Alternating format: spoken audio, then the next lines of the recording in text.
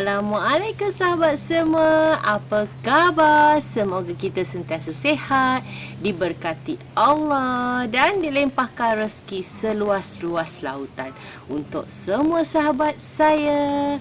Hai sahabat, berjumpa lagi dengan saya Aisyah Bunga. Hari ini saya nak share dengan sahabat semua bagaimana penjagaan pokok Syngonium. Jom tonton video saya sampai habis. Ada iklan jangan di skip. Jangan lupa like, komen dan subscribe. Aisyah Bunga. Support video saya sahabat semua. Okey, penjagaan pokok Syngonium. Syngonium ada jenis yang merimbun, melebat, macam tanaman saya ni. Okey, saya ada dalam 5-6 jenis macam tu. Ada yang hijau, ada yang pink, ada yang ni hijau bintik-bintik, ada bintik-bintik pink. Okey, ada yang pink semua. Okey. Syngonium ni dia ada 2 jenis. Ada jenis yang merimbun macam ni, lebat. Ada jenis yang menjala, nampak? Ada jenis yang menjala juga. Okey, Syngonium ni tak kisahlah sahabat semua. Dia tahan panas lah. Tapi kalau letak kat tempat yang terlampau panas, dia agak warna ni tak berapa cantik lah. Tapi Syngonium saya letak di tempat yang panas, letak di tempat yang kena hujan. Dia kira macam tahan lasak, cepat merimbun. Okey, Syngonium ni kita tak kisah, kita boleh memperbanyakkan sebab dia ada akar angin. Kalau pokok ada akar angin ni, dia senang nak membesar. Okey, cepat gemuk. Okey, kalau macam saya Syngonium ni, saya tak bagi macam contoh pot yang terlampau besar sangat lah, sebab okey, Syngonium ni dia tak macam pokok keladi lah. Okey, Syngonium ni dia tahan lasak. Tahan lasak, kita letak dekat mana-mana pun tak kisah. Okey, dia cepat merimbun. Nampak? Dia cepat merimbun. Kalau kena hujan pun dia tak kisah. Kalau air banyak pun dia tak kisah. Tapi jangan terlampau banyak tanah.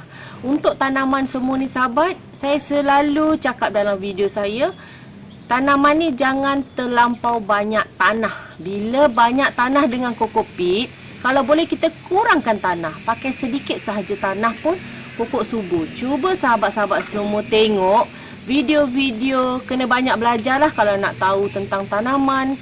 Kena tengok, kena belajar dengan orang yang selalu buat video-video kat luar tu. Kita kena tengok penjagaan dia. Kita tengok mana yang dah pro lah, macam dah berpengalaman. Tengok tanaman-tanaman dia banyak. Cuba tengok media tanah mereka. Media tanah mereka tu kebanyakannya banyak dari daun ataupun kayu-kayu. Okey, tak kisah. Okey, tak daun-daun kering, kayu-kayu, sekam padi, sekam bakar ataupun perlite ke macam tu. Dia kurang penggunaan tanah dan kokopit. Kalau penggunaan tanah dan kokopit ni, tak kira kalau macam banyak tanah dengan kokopit ni, tak elok untuk tanaman-tanaman. Sebab satu, kalau tanah dia terlampau banyak, dia kira macam media tanah tu terlampau padat dan keras. Dia tak gembur. Okey, dia tak gemuk. Lepas tu bila hujan dia akan bertakung air. Okey, kalau hujan dia akan bertakung air, dia tak meresap. Bila dah bertakung air, pokok akan cepat mati. Akar akan cepat rosak dan busuk. Lepas tu bila kokopit banyak dalam tanaman, okey, dalam media tanah, kokopit tu menyimpan air. Okey, bila tanah dengan kokopit banyak, kokopit tu menyimpan air, tanah tu menakung air. Okey, lama-lama tanah sahabat tu akan becek. Okey, kalau media tanah yang bagus ni, media tanah ringan. Okey, kita kurangkan kokopit dengan tanah. Tak kisahlah sahabat semua nak pakai apa kalau tak nak pakai media tanah saya. Sebab kadang ada yang dari luar tu jauh nak beli kenapa media tanah yang saya jual tu postage dia agak mahal, sebab ada juga yang dari Sabah Sarawak pun beli dengan saya. Memang dia postage agak mahal, tapi ambil banyak, jangan ambil sikit. Macam contoh kalau 10 paket, okey, kalau 10 paket postage, kalau bukan Sabah Sarawak, dia RM23 untuk postage. Tapi beli banyak berbaloi, sebab kita guna Hormuz 2 pack, okey, kita campur dengan media tanah separuh. Itu pun kita dah dapat banyak. Okey, kita dah dapat banyak. Tapi saya jarang macam contoh nak bancuh Hormuz tu untuk bagi berapa banyak pot yang kita guna tu. Saya tak berapa nak sure, sebab ada yang sahabat pakai pot besar, ada yang sahabat pakai pot kecil. Okey, kalau saya selalu pakai guni. Saya kalau bancuh pakai guni. Dari dulu memang saya bancuh pakai guni.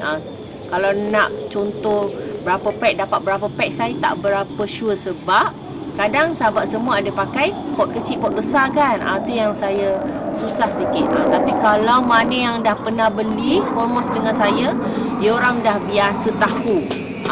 Macam 2 pack ni untuk berapa macam tu. Okey. Okey, kalau media tanah tu poros, senang. Ramai yang tanya saya, untuk media tanah apa yang sesuai untuk Hormuz yang saya jual tu. Okey, Hormuz yang saya jual tu elok untuk semua tanaman. Semua tanaman saya yang ada kat belakang ni, semua saya pakai Hormuz saya. Okey, cuma perbezaannya kurang atau banyak saja media tanah. Okey, kalau pokok yang berbunga macam pokok ros, kita lebihkan tanah ataupun media tanah pasir ke macam tu kalau untuk berbunga. Okey, kalau untuk pokok-pokok yang macam saya dekat belakang ni, semua saya pakai media tanah saya akan kurangkan sikit tanah. Okey, itu untuk media tanah lah. Kalau Syngonium ni tak kisah, tempat panas boleh, tempat redup boleh. Tapi kalau nak warna dia keluar cantik tu, biar letak di tempat yang panas lah. Tapi jangan terlampau panas sangat. Untuk semua pokok ni, dia tak boleh kita terlampau panas sangat. Kalau panas pagi, okey. Tapi kebanyaknya tempat, dia akan panas pagi, panas petang, dia berbeza lah.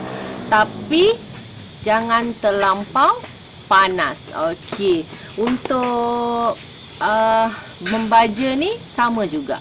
Seminggu sekali kita membaja. Okey, kalau Syngonium ni, kalau kita jenis nak memperbanyakkan, senang je kalau kita nak memperbanyakkan. Okey, kita boleh potong dia punya akar angin tu.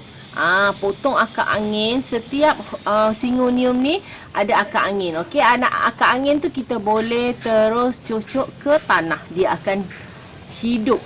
Kalau saya rajin macam contoh cacah. Okey.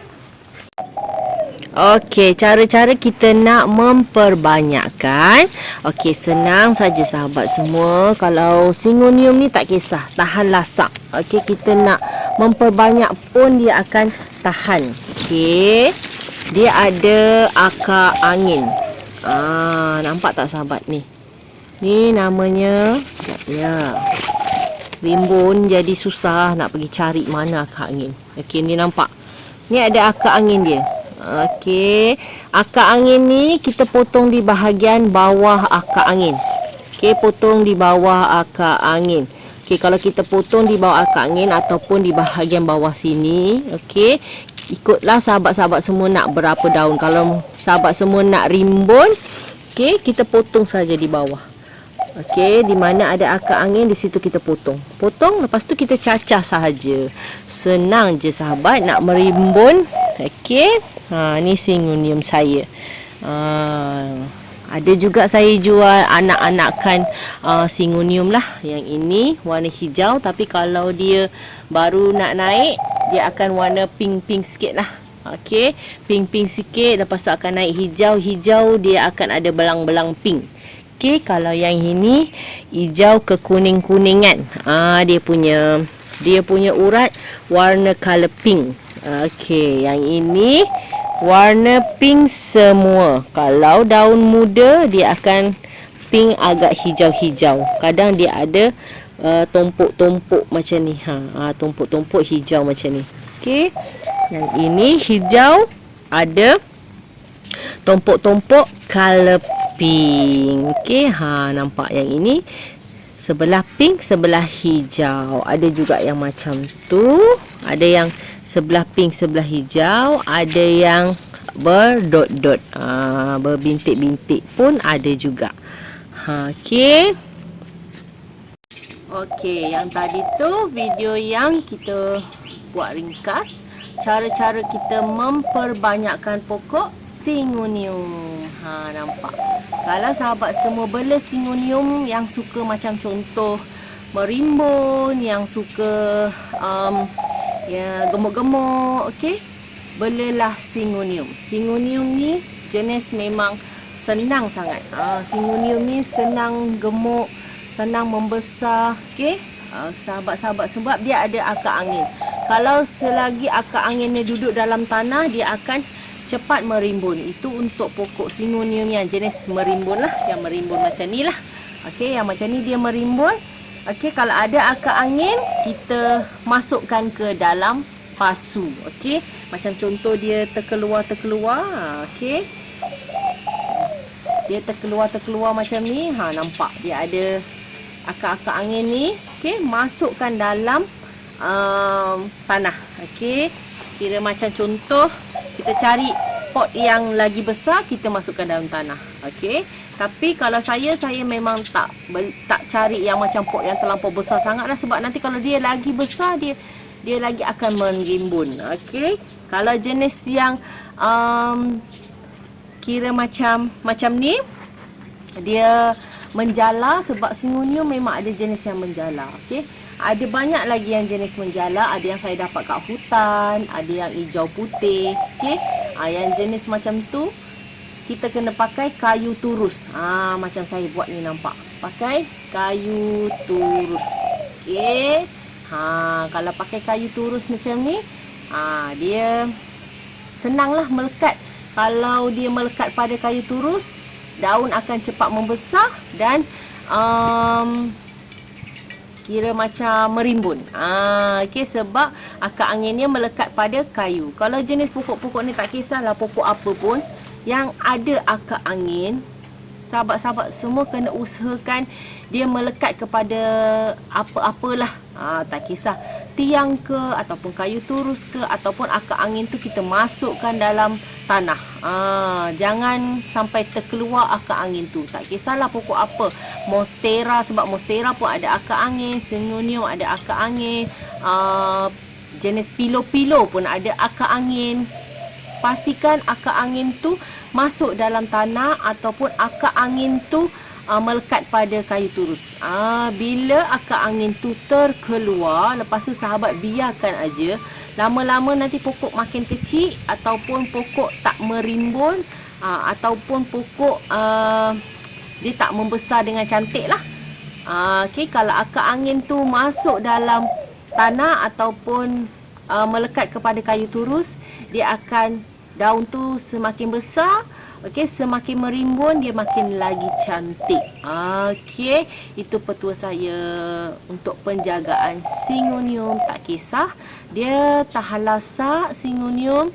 Okey, lepas tu akar angin kena masuk dalam tanah ataupun turus. Okey, tak kisahlah tempat tu panas atau redup, tapi jangan terlampau panas terik. Okey, apa-apa tanaman pun kalau dekat panas terlampau terik, dia akan mati. Tapi ada juga jenis pokok-pokok yang dulu lama-lama, macam pokok kertas, pokok jenis-jenis pokok lama, dia akan tak kisah pun